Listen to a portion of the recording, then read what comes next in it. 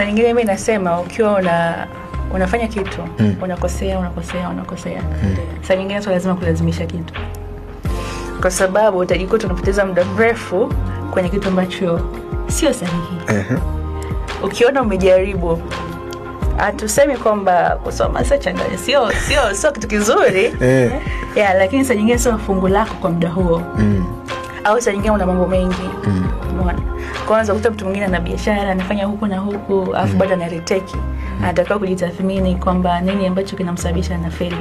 Labda ni kwa sababu ya hana muda, labda hajawa serious na masomo, hajaupa muda masomo.